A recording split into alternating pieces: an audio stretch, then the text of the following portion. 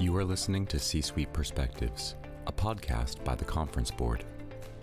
Welcome to C-Suite Perspectives, a signature series by the Conference Board. I'm Steve Odland from the Conference Board and the host of this podcast series. And in today's conversation, we're going to talk about the major tariff litigation, which is now headed to the Supreme Court. This is a big case, and it's going to set precedent for a very long time. Joining me today is John Gardner, who's the head of our public policy for the Committee for Economic Development. And the CED is the Public Policy Center of the Conference Board. John, welcome. Thanks very much. Good to be here. So, John, you're an expert on all things Supreme Court, Washington. You've been around Washington for a long time. But just for our listeners, let's start with, you'd have to have been asleep for the past year not to have seen tariffs in the media and so forth. But just give us a little overview about what's going on. When did this start? Why is it starting? And what's brought us to this point? Sure. Let's go back to the beginning of the administration to understand the different types of tariffs that are at issue and why it's been controversial. The president issued an executive order declaring a national emergency because of the importation of fentanyl into the U.S. and the harms, including the deaths of Americans resulting from that. And he declared this emergency under something called the International Emergency Economic Powers Act, IEEPA. And because IEEPA gives the power to regulate imports, the president imposed tariffs on Canada, China, and Mexico using this emergency. Then on April 2nd, the president issued the so-called Liberation Day tariffs after proclaiming another national emergency under IEEPA on the ground of persistent trade deficits. And following that event, the plaintiffs in these cases, which include 12 states and 5 importers of goods, sued, claiming the president exceeded his powers in imposing these tariffs. Yeah, now there's a lot to unpack here. And I think we should point out to our listeners that CED, our Public Policy Center, and the Conference Board in total are completely nonpartisan. So anything that you hear either of us say today, if you think we're coming from the left or the right, we're not. We're just trying to explain, what's going on. So that's important. So, John, what's the theory behind the tariffs? So, I mean, why is this administration using this tool, which hasn't really been used widely since the 1930s? I think there are basically 3 reasons from their perspective. First, they do see persistent trade deficits and think that the U.S. has been at a disadvantage. They want to try to increase U.S. exports. Second, I think they look at tariffs as a source of revenue. And third, I think that they think that over the past several decades, other countries have been able to take advantage of the U.S. in the global trading system, and they're trying to redress some of that balance.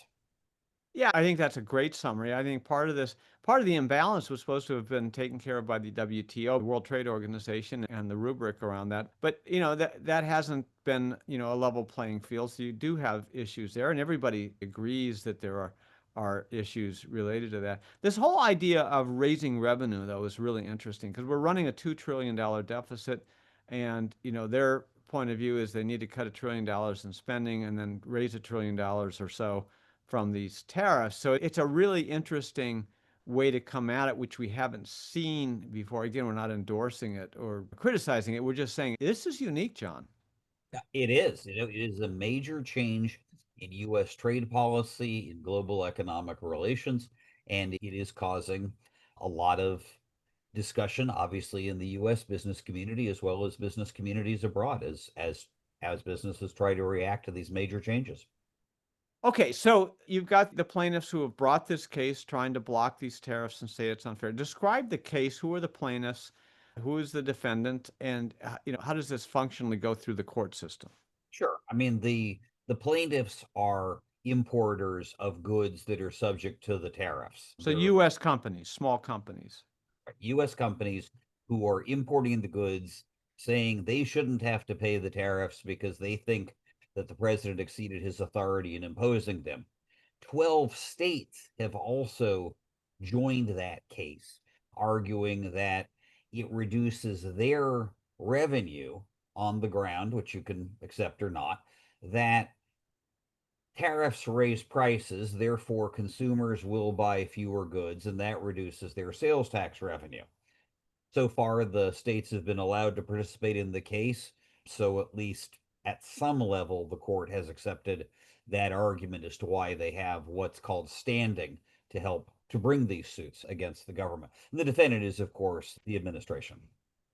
Okay, and then this was filed in federal court and it's gone through a couple levels. Describe that process to date. Sure. It was filed in something called the Court of International Trade. And we obviously have the regular U.S. district courts where most federal litigation is heard. But the Court of International Trade is a specialized court which has jurisdiction over cases regarding customs duties and other aspects of international trade. And the idea is if you have specialized judges who deal with these issues all the time, you get a better and more consistent result. So the case was filed there. And then in a decision in late May, a 3-judge panel of that court said that Congress's grants of power to the president in IEPA do not include the power to, as they said, quote, impose unlimited tariffs from nearly every country in the world, unquote. And then for similar grounds, they enjoined the tariffs imposed under the fentanyl national emergency because they said that these actions regulating commerce don't deal with a quote unusual and extraordinary threat, but were instead simply intended to create leverage against foreign governments. And as such, the language of that decision gets to the heart of much of the administration's tariff strategy. But So the Court of International Trade, that's not an international body, it's a U.S. court. It's equivalent to a U.S. district court. It's Got a it. specialized court that is equivalent to U.S. district court. They then put the decision on hold, and it was appealed to a circuit court, an appellate court. And for the specialized courts, that's called the federal circuit. It's not a regional circuit like the Second Circuit in New York or the First in Boston. It's a national circuit. And the federal circuit also put the decision on hold. And then they set an expedited briefing schedule. They then held a hearing, including all of the judges on that circuit, on July 31st. And then following that, we've seen the decision that was recently released from the federal circuit. And what was that decision and what was the split? On August 29th, the federal circuit largely upheld the lower court, stating that a tariff is a tax and that the Constitution gives the power to tax to Congress, not to the president. As they wrote, quote, absent a valid delegation by Congress, the president has no authority to impose taxes. But they also remanded the case in part to determine whether the injunction against tariffs should apply only to the plaintiffs in the case or whether it should apply nationwide. This gets very complicated again because there is a clause in the Constitution stating that all duties, imposts, and excises are supposed to be uniform throughout the country. But the U.S. Supreme Court had another decision in June where it set very strict limits on nationwide injunction. So the federal circuit then sent this back and said, take a look at your decision in light of this latest decision from the Supreme Court. So the challenge here is, from the court standpoint, is whether to rule in as it relates to the companies that were the plaintiffs, the companies that were suing the administration and the states, or to say that the decision applies to everything, which would invalidate the tariffs entirely. Is that what you're saying? Yes, that's correct. That's what the lower court has to consider again. But even before the lower court gets to make that decision, the administration appealed the federal circuit decision to the Supreme Court, and now the Supreme Court is going to hear this case in early November. So I think even before we get to that point, even before we get to that second lower court decision, I think we'll have a hearing and probably a decision from the Supreme Court. Okay, but that's still, that's a couple months away. So that means that we're going to be in limbo on this for some time. And therefore, the uncertainty that we've experienced in the economy and with businesses and cost structure and supply chains, that's going to, I mean, this isn't going to be over soon. No, I mean, it will definitely continue at least through November. One can argue that if it hadn't been put on hold, then you'd have a situation in which tariffs are on, tariffs are off, tariffs are on, tariffs are off, and that could be even more uncertainty. But it does raise the prospect that if the Supreme Court invalidates the tariffs, then the amount that would have to be refunded to people who have paid the tariffs could be even higher, which of course then has some effect on the budget, the federal budget. Well, let's unpack the possibilities following a Supreme Court ruling in November. So, one possibility is they say, yes, we agree with the plaintiffs, and these tariffs are illegal and they all have to stop. And that would require some level of refunding, but it also requires some whole, I guess, renegotiations of all of these trade deals, right, with all these countries. Absolutely. I mean, there's a lot in your question. Let me just start by saying, well, if the Supreme Court were to agree with the plaintiffs, yes, the tariffs would be, well, there are a number of options. The Supreme Court could simply agree with the plaintiffs. A tariff is a tax. Congress has to make it explicitly clear that they wanted the president to have this authority. They did not, so invalidate it. The Supreme Court could also say, agreeing with the dissenting opinion in the Federal Circuit, that, well, this is a very interesting case, but we don't think it should have been decided on summary judgment. We think they should have had a trial to decide whether the administration was right or the plaintiffs were right. So we're going to send the whole thing back to the Court of International Trade to have a trial. And that would be an even longer period of time, even more uncertainty for business. And then I think the third option would be that the Supreme Court could simply agree with the administration, and that would, of course, end the litigation. Now, the major argument from the plaintiffs is that, I mean, I'm summarizing, and this is lay terminology, but tariffs are a tax. The administration can't do a tax. It's got to come out of the Congress. Well, the Congress is controlled by the same party as the administration, both houses. Why don't they just put a bill through that says that we approve the administration's taxes? Check, House, Senate, President signs it. Doesn't that cure all the issues? I think if they did that, it would in fact cure the issues, at least in the mind of the Supreme Court. One of the interesting arguments that was made in the concurring opinion in the Federal Circuit from four judges who agreed with the majority but said they didn't go far enough is precisely that in 2019, during his first term, President Trump asked Congress to pass a bill clarifying that the president had the power to issue reciprocal tariffs. Congress didn't do that, so the four concurring judges said, well, to us, this is persuasive evidence that it doesn't currently exist in the statute, and therefore these tariffs cannot go forward. Now, so do we hear anything? I mean, you're sitting there in Washington. Do you hear anything from Congress, from either the House side or the Senate side, that suggests that that they're considering anything like that? There has been one bill that would restore actually Congress's authority in this sense. Senator Grassley and a few other Democrat, and he's a Republican from Iowa, but some other Democratic senators have been interested in this bill as well. It's gone nowhere. There has not been a bill either to expand the president's authority, so Congress really has not done very much on this issue. But they don't have to expand the authority permanently in order to make this happen.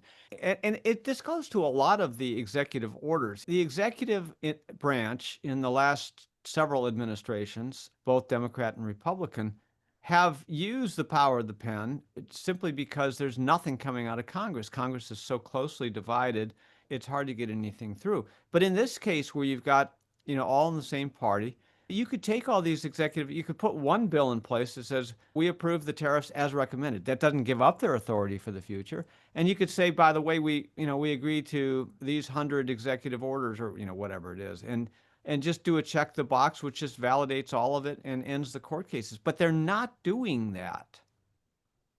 That's correct. And I wonder if they are worried about pressures from their constituents who may see some of the higher prices coming in as a result of the tariffs, or some companies in their districts that rely on products coming in from Canada or China or the European Union.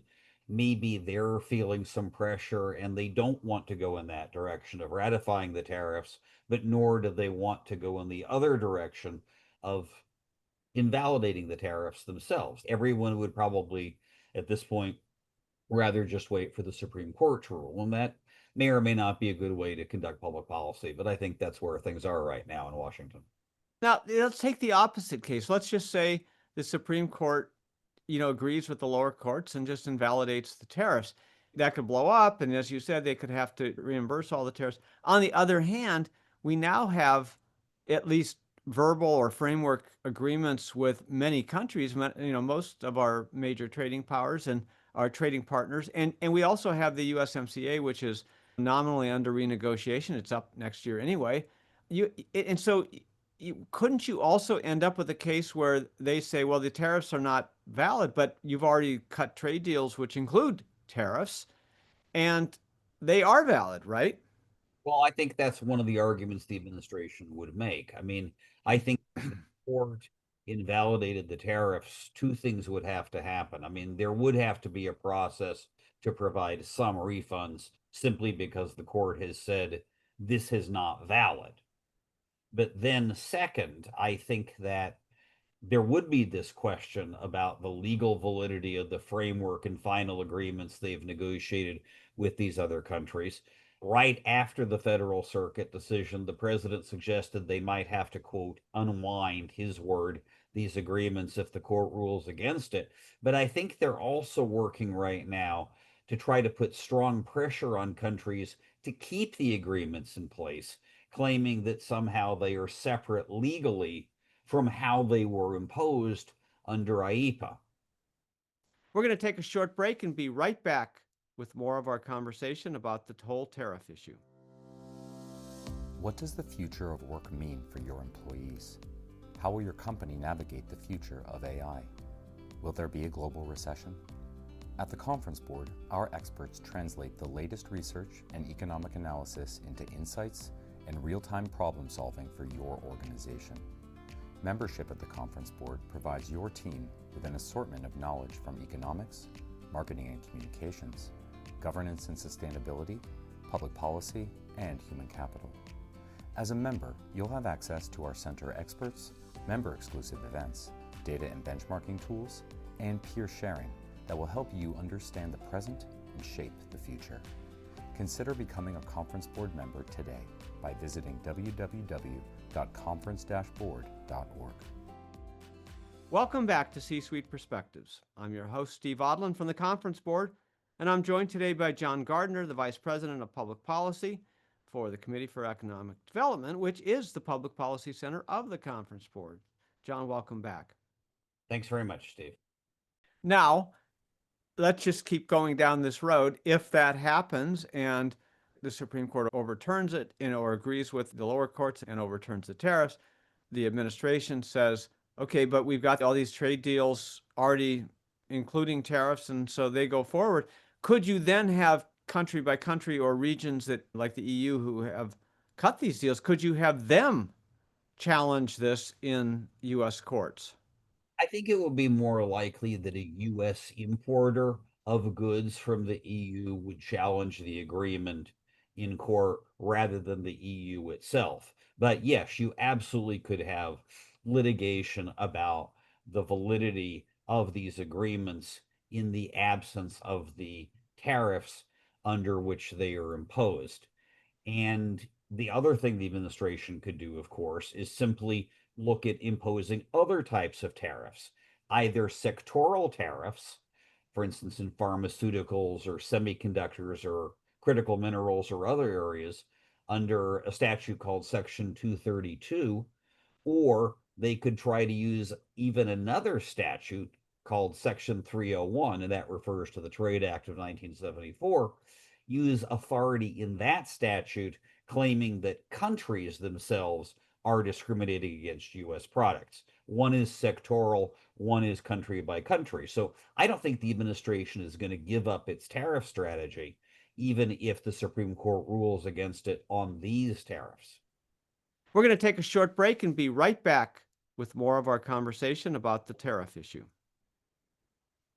Welcome back to C-Suite Perspectives. I'm your host, Steve Odland from the Conference Board, and I'm joined today by John Gardner, the Vice President of Public Policy for the Committee for Economic Development, which is the public policy center of the Conference Board. John, welcome back. Thanks very much, Steve. Now, the other thing you have to take into consideration, and you pointed this out many times, is that you've got the political backdrop here. Essentially, the midterm elections start, the campaigning and the serious candidacies start in January, which is, gosh, it's right around the corner. It's just after this ruling is going to happen. And so right after the holidays, boom, we're back into the midterms with the elections in November of 26. Typically, there's pressure on a sitting administration. They typically lose seats in the House. It's not unthinkable that one or both houses of Congress could flip to the Democrats.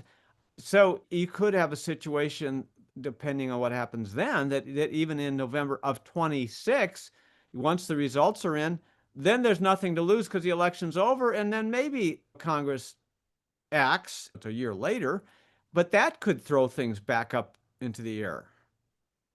Absolutely. I mean, there is a tremendous amount of uncertainty here regarding these tariffs, other potential tariffs that could be imposed, what the rates would be, whether there would be exemptions from the tariffs. Last week, the president signed an executive order giving a list of goods that could be exempt in the case of an agreement, and another category of goods that was prima facie exempt, things we don't really make in the United States, like palm oil and this sort of thing. So there is a lot of uncertainty, and I think it's going to continue no matter what the court. And two of our major trading partners are Canada and Mexico. EU is a huge bloc in total, in mass, but in terms of countries, these are the two biggest countries, Canada and Mexico. And that USMCA, US, Mexico, Canada, which is, the NAFTA subsequent deal, is up next year. And so on top of all of this, you could have a renegotiation of USMCA, which has some tariff level, or at least changes the framework here to deal with some of the issues that the administration is trying to deal with. So that would, put a big check mark behind two really important trading partners. And so that's outside of all of this in addition to it. It is. I mean, there are certain goods that are imported from Canada and Mexico that are exempt from these current tariffs because of USMCA, but there are other sectors, for instance, autos, where the president has used authority under Section 232 to say, well, there is a national security concern because of our imports of autos and auto parts from Canada and Mexico, and therefore we're going to go ahead and put tariffs on those sectors. So it's a highly uncertain policy environment. You're right, USMCA would have to be renegotiated in 2026 or else it will expire. And I think that's going to become a major focus for the administration in the next couple of months. What do they want to do about USMCA? Do they want it to continue? And I think there are large segments of the U.S. business community that would like it to continue. And then, if so, what changes would they try to make, whether that be Mexican energy or Canadian energy or agriculture or other areas that are not exempt, either trying to make it more comprehensive or making it less comprehensive if the administration wants to have more tariff authority. Yeah, and it appears that the administration does want to continue the USMCA. They want a more favorable deal, however, and it appears from a negotiating strategy, although, the administration points out that they're not going to announce what their strategy is, their negotiation strategy to the public, and so therefore we can only guess. But it appears that what they're trying to do is to do unilateral negotiations with each country to see if they can establish a deal that becomes the basis for the other country and therefore the totality of it. But who knows? I mean, as you said, there's a lot of uncertainty and moving parts here. I think the thing that is different about Canada and Mexico is because NAFTA has been in place since the 90s, we've really integrated our supply chains, and automobiles are one example of it. So you have a U.S. produced Ford F-150, which is the number one light vehicle sold in the United States. We think of that as a domestic vehicle, but a lot of the parts and assembly come from Mexico, they come from Canada, they cross multiple times. You might have it start in the US, go to Mexico, cross the US, go up to Canada, get finished, and come back and get assembled. I mean, so it crosses all these geographies as these components and subsections of a car get us manufactured and assembled. So it's a very complex thing. So you can't just shut this off or just say we're not dealing with Canada and Mexico, because we couldn't have a domestic. There is no such thing as a domestic vehicle. When you come right down to it. Yeah, no, I agree. I mean, even the Tesla, I mean, there's a factory for Teslas in Mexico, and they actually have a dedicated lane at one of the border crossings into Texas for the parts going back and forth from the factory to come into the United States without having to wait in that whole big line with all the trucks carrying produce or other goods from Mexico. So it does show the integration of these supply chains. And there are any number of examples of this. Pharmaceuticals, for instance, some US pharma companies have operations in Ireland, and they might make some of the chemicals there, or they could be made into final products either there or in the United States or in some other country. So many products obviously have this complex border crossing supply chain that the tariffs do at least influence, if not disrupt in some cases. Yeah, and Conference Board's done work, and we've been very public that critical minerals are important to, electricity, both generation, but also electric vehicles and other componentry in order to try to meet carbon reduction goals and therefore environmental goals. We have those minerals under our soil, but we're not producing it, so therefore we're buying most of those from China. But therein lies the whole overlay of national security. So most of the advanced chips in the world are made in Taiwan. You've got China rattling sabers over Taiwan and said that they're going to take it back, which all of the chips used in our military, advanced spy activities, communication, and so forth are made on that island. So you have that. Most of our critical minerals are coming from China. And so you can't run our economy with, all of these, blocking all of these things. And so you can't run a military, you can't do transportation, you can't do communication, you can't produce weapons. In other words, you can't defend yourself if you don't have the means to supply and manufacture some of these critical things. And that's part of the thinking, although that's not well articulated. I don't think they want to demonstrate how weak we are or in what a weakened position we are because of our supply chains, and they don't want to scare people. But all of these things are factors that come into the consideration set when it comes to these tariffs. Oh, absolutely. And I think that Taiwan and semiconductors is a good example. I mean, Taiwan now has this reciprocal tariff rate of 20% on its goods. There's also been pressure, I think, on Taiwanese companies, including TSMC, to try to reshore some of their production to the United States, which they were doing and have accelerated. But you have this Liberation Day tariff on Taiwanese goods, but the administration is also looking at Section 232 authority for semiconductors. So you could have potentially an even higher rate, which would encourage even more production coming into the United States. Or you take a country like Malaysia, which I think is a 19% tax rate. A lot of that is actually trade within the semiconductor supply chain.